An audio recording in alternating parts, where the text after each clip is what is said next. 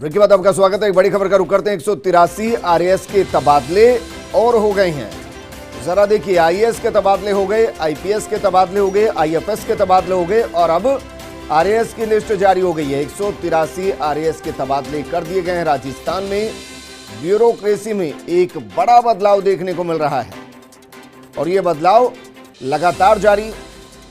देर रात जो लिस्ट आई उसमें आईएएस, आईपीएस और आईएफएस के तबादलों की लिस्ट थी और अब जो जानकारी उसके मुताबिक 183 आरएएस के तबादले कर दिए गए हैं। इस दौरान किसको कहां जिम्मेदारी दी गई है, ये एक बड़ी लिस्ट है, लेकिन इस वक्त की जो बड़ी खबर हम आपको बता रहे हैं, 183 आरएएस के तबादले हो गए हैं। जल्दी हम आपको बताएंगे कि किसका कहां पर तबादला किया गया। मेरे सहयोगी ऋतुराज मेरे साथ जुड़ चुके। ऋतुराज, ऐसा लग रहा है मानो पूरी मशीनरी को ही बदलने की तैयारी कर ली गई है।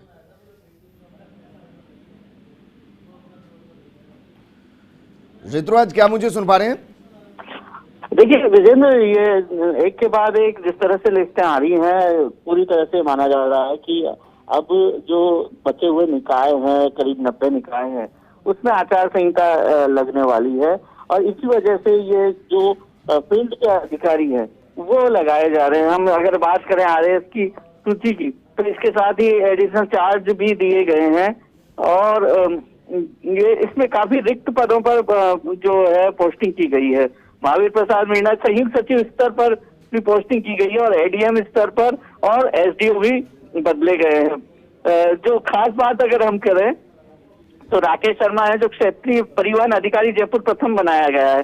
इसी तरह एडीएम अजमेर बनाया गया है गजेंद्र राठौड़ को। अरुण शर्मा है, इन्हें एडीएम बनाया है जो बीकानेर। ये अभी संयुक्त सचिव थे प्रशासनिक सुधार विभाग में। तो हम ये देख सकते हैं एक बड़ी सूची जिसके लिए हम कह रहे थे, हमें ये जानकारी थी कि अब आरएएस के तबादले होने वाले हैं, बहुत जल्द संभावित है, वो ये सूची देखी जा सकती है और एक पूरी कसरत, एक्सरसाइज और हम कहें कि एक प्रशासनिक फेरबदल की परिक्रमा, वो इसके जरिए हम देख सकते हैं। बड़ी संख्या में एसडीओ इधर से उधर हुए हैं जी। और एसडीओ इधर से उधर होने का मतलब यही है कि जो चुनाव है जो संबंधित जिलों में, उससे पहले ये सरकार एक्सरसाइज पूरी करना चाह रही है और वो एक्सरसाइज इन्होंने पूरी की है। ये इतनी लंबी सूची जारी करना इसी के द्योतक है, इसी का संकेत है। जी बिल्कुल ऋतुराज, जिस दौरान माने कि अब कम से कम अगले चुनाव से पहले इतना बड़ा फेरबदल दिखाई नहीं देगा। बिल्कुल, ये माना जाना चाहिए। हालांकि जो छोटे स्तर पर जो आरएएस और एडीएम स्तर के जो छोटे मोटे अधिकारी है या कार्य व्यवस्था के लिए अधिकारी इधर उधर बदलने हैं, वो छोटी छोटी सूचियां जरूर जारी हो सकती हैं इस दरमियान, लेकिन जो बड़े तबादले हैं वो तकरीबन सरकार ने पूरी एक्सरसाइज करके पूरी परिक्रमा एक तरह से की गई है और इसमें एपीओ को भी पोस्टिंग दी गई है। जो सुनीता यादव द्वितीय एपीओ थी, अब अजमेर विकास प्राधिकरण में उपखंड अधिकारी होंगी। वहीं राजेंद्र कुमार वर्मा को एपीओ किया गया है। तो हम देख सकते हैं इस सूची में 183 आरएएस अधिकारियों के तबादले हैं और इसमें ज्यादातर एसडीओ बदले गए हैं। बड़ी संख्या में एसडीओ के तबादले हुए हैं और ये तबादले सचिवालय से लेकर फील्ड के अधिकारी तक के हुए हैं। इस दौरान लिस्ट हम अपने दर्शकों को दिखा रहे हैं, सुपर एक्सक्लूसिव लिस्ट दिखा रहे हैं 183 आरएएस अधिकारियों के जिनके तबादले हुए हैं, उनके नाम भी हम आपको बता रहे हैं। ऋतुराज, जो ये लिस्ट जारी हुई है, ये मानकर चलें कि क्योंकि जब ट्रांसफर होता है तो तत्काल दूसरी जगह ज्वाइन करना पड़ता है, तो ये भी मानकर चलें कि अब जल्दी जो आचार संहिता है उसको लगाने के संकेत यहाँ से मिले हैं और अगले 5 से 10 दिन के अंदर आचार संहिता लगाई जा सकती है। देखिए, जो संबंधित निकाय हैं, 90 निकाय हूँ मैं, करीब चुनाव का कार्यक्रम कभी भी घोषित हो सकता है। हालांकि ये चुनाव कार्यक्रम दिसंबर के अंतिम सप्ताह में प्रस्तावित माना गया था, लेकिन अभी तक घोषित नहीं हुआ है और अब कभी भी घोषित हो सकता है। तो ऐसे में आचार संहिता इन निकायों में लगना करीब करीब तय माना जा रहा है। तो ये उसी का द्योतक है कि एक के बाद एक सूचियां जारी हुई हैं और आरएएस की सूची के साथ साथ जो एडिशनल चार्ज दिया गया है यूआईटी माउंट आबू में, वो भी दिया गया है और एक आईआरएस की भी पोस्टिंग की गई है। तो हम मान सकते हैं ये पूरी एक्सरसाइज, पूरी जो कवायद है, वो प्रशासनिक ढांचे में फेरबदल की। और आईआरएस है उसमें खास नाम मैं बता देना चाहूंगा, भारतीय राजस्व सेवा के अधिकारी है, उन्हें एक अधिकारी आनंद स्वरूप उन्हें महानिदेशक राज्य राजस्व आसूचना निदेशालय में लगाया गया है। जी। इसी तरह से एक एपीओ पद्मा राम थे जिन्हें निदेशक बीमा और प्रावधान निधि विभाग में लगाया गया। तो ये ऋतुराज, ये कनेक्शन हम समझना चाहेंगे। एक तरफ तो ये कहा जाता है कि जितने भी प्रशासनिक अधिकारी हैं उनका काम होता है निष्पक्ष चुनाव कराना, ये जरूर होता है कि सरकार की योजनाओं को जमीन तक पहुंचाना, लेकिन इस पूरे ट्रांसफर का चुनाव के साथ एक कनेक्शन सीधा समझना चाहेंगे आपसे। देखिए, सीधा कनेक्शन ये है कि काफी सिफारिशें आ रही थी, तो विधायक थे, उनके जो रोजमर्रा के काम थे वो अटके हुए थे और एक तरह से ब्यूरोक्रेसी की जड़ता, शिथिलता का वो बार बार दोषारोपण कर रहे थे। जब सियासी संकट भी हुआ था तब भी बिल्कुल साफ शब्दों में ये कहा था कि जिन जिन विधायकों ने सरकार का साथ दिया है उनके तमाम काम होंगे और विधायक कोई भी हो उनके काम कभी रुकेंगे नहीं। तो हमने देखा कि इस तबादले पर प्रतिबंध होने के बावजूद काफी तबादले जो पहले की सहमति से लिए गए थे वो जारी हुई थी अभिसूचियां। इसी तरह से इसी कड़ी में हम इन तबादलों को भी देखा जा सकता है। ऋतुराज, लेकिन यहाँ से मेरा एक सवाल अलग तरीके का है थोड़ा सा।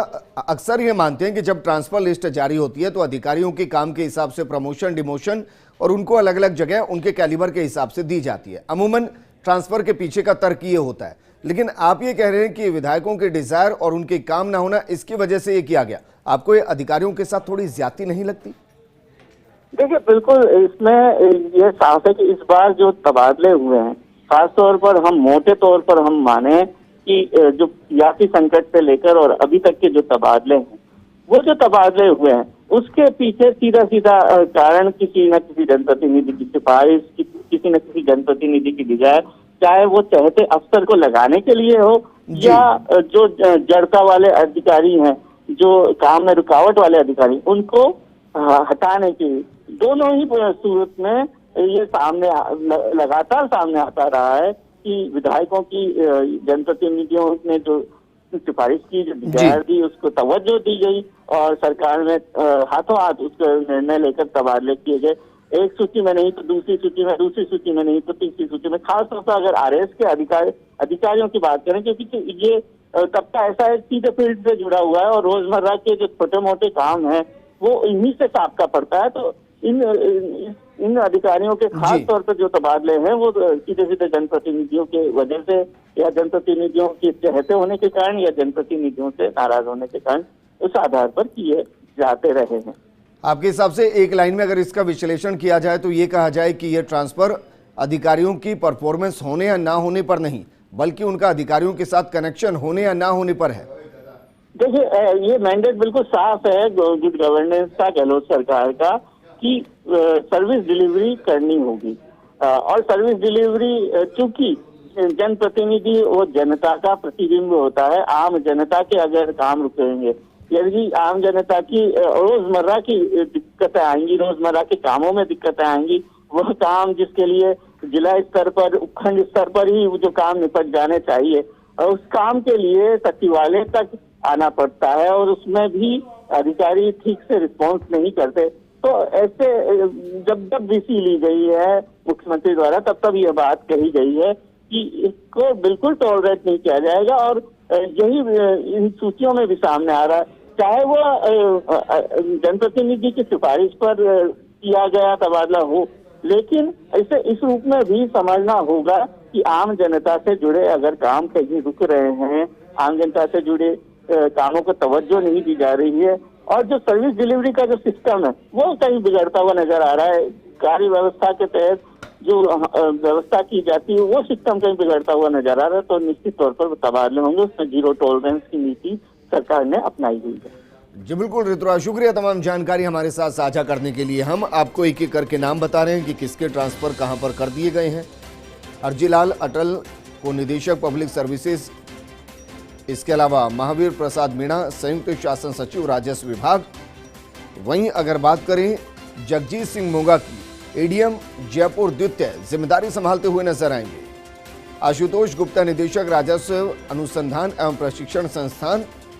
और ये पूरी लिस्ट हम एक तरफ आपको दिखा रहे हैं। भंवर सिंह सांघू अतिरिक्त निबंधन, और ये 183 आरएएस हैं जिनके तबादले कर दिए गए हैं।